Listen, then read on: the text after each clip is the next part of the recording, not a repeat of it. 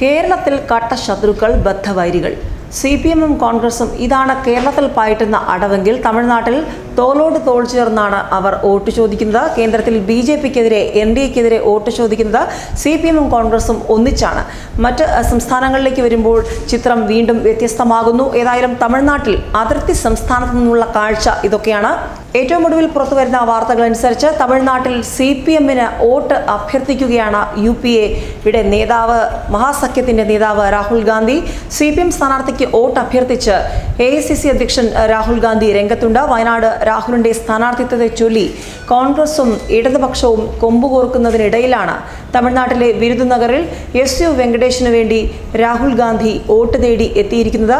ഇവിടെ കോൺഗ്രസ് DMK സഖ്യത്തിന്റെ ഭാഗമായ CPM-ഉം CPI-യും മുസ്ലിം ലീഗും ഒരേ വേദിയിൽ അണിനിരക്കുകയും ചെയ്തു. എന്നാൽ CPM-ന്റെ പ്രമുഖ നേതാക്കളാരും ഇവിടെ പരിപാടിക്കായി എത്തിയില്ല. വേദിയിൽ CPM-ന്റെ ചിഹ്നവും കൊടിയുമില്ലായിരുന്നു. CPI ജില്ലാ സെക്രട്ടറി കാളിദാസൻ രാഹുലുമായി ഇവിടെ വേദി പങ്കിട്ടിരുന്നു. ചുവന്ന ഷോൾ ധരിച്ചായിരുന്നു സ്ഥാനാർത്ഥിയായ വെങ്കടേശൻ എത്തിയത്. പിന്നീട് ഷട്ടിൽ കോൺഗ്രസ് ബാഡ്ജ് അണിഞ്ഞു.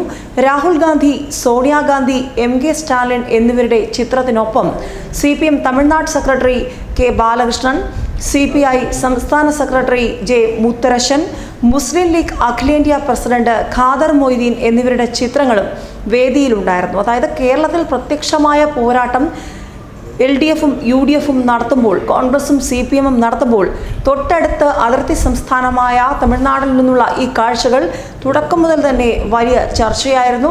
കോൺഗ്രസിൻ്റെയും CPM-ൻ്റെയും ഇരട്ടത്താപ്പാണ് ഇതെന്ന് പറഞ്ഞുകൊണ്ടാണ് BJP കേരളത്തിൽ വോട്ട് ചോദിക്കുന്നത്. കേന്ദ്രത്തിൽ കോൺഗ്രസ് BJP ബദ്ധവൈരികളായി പോരാട്ടം തുടരുമ്പോൾ സഖ്യകക്ഷിയായി കൂടെ നിന്നുകൊണ്ട് CPM വലിയ പിന്തുണയാണ് രാഹുൽ ഗാന്ധിക്ക് നൽകുന്നത്.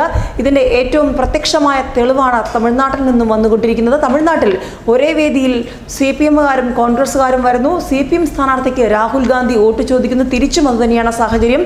കേരളത്തിലേക്ക് വരുമ്പോൾ മാത്രം ഈ സാഹചര്യം മാറിമറിയുന്ന കാഴ്ച. വയനാട് മണ്ഡലത്തിൽ LDF-നെതിരെ UDF സ്ഥാനാർത്ഥിയായി രാഹുൽ ഗാന്ധി ഇറങ്ങുമ്പോൾ തുടക്കം മുതൽ വന്ന വലിയ വിമർശനങ്ങൾ അതിനിപ്പോൾ കൂടുതൽ ആക്കം കൂടുമെന്ന കാര്യത്തിൽ സംശയമില്ല. പ്രത്യേകിച്ചും BJP ഇത് തന്നെയായിരിക്കും വലിയ പ്രചാരണായുധമായി കോൺഗ്രസിനെതിരെയും CPM-നെതിരെയും കേരളത്തിൽ ഉന്നയിക്കുക.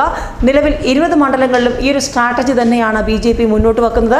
CPM-ൻ്റെയും കോൺഗ്രസിൻ്റെയും ഇരട്ടത്താപ്പ് ജനങ്ങൾ തിരിച്ചറിയുക, വോട്ടർമാർ അതിന് മറുപടി നൽകണമെന്ന് പറയുമ്പോൾ തമിഴ്നാട്ടിലെ കാര്യങ്ങൾ തന്നെയാണ് NDA-യുടെ അണികൾ തെളിവുകളായി ഉദാഹരണമായി നിരത്തുന്നത്. ഏതായാലും തമിഴ്നാട്ടിൽ MK സ്റ്റാലിനും സോണിയാഗാന്ധിയുടെയും രാഹുൽ ഗാന്ധിയുടെയും ചിത്രത്തിനൊപ്പം തന്നെ CPM-ൻ്റെയും CPI-യുടെയും ഒക്കെ നേതാക്കളുടെ ചിത്രം, മുസ്ലിം ലീഗ് നേതാക്കളുടെ ചിത്രമുണ്ട്.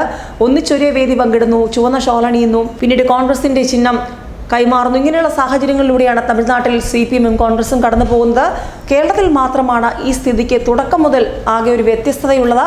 ശക്തമായ ത്രികോണ മത്സരത്തിലേക്ക് കേരളത്തിൽ കാര്യങ്ങൾ നീങ്ങുമ്പോഴാണ് തമിഴ്നാട്ടിൽ BJP-ക്കെതിരെ ഒരു വോട്ടെന്ന് പറഞ്ഞുകൊണ്ട് കോൺഗ്രസും CPM-ഉം ഒന്നിച്ചു നിന്ന് പോരാടുന്നത്.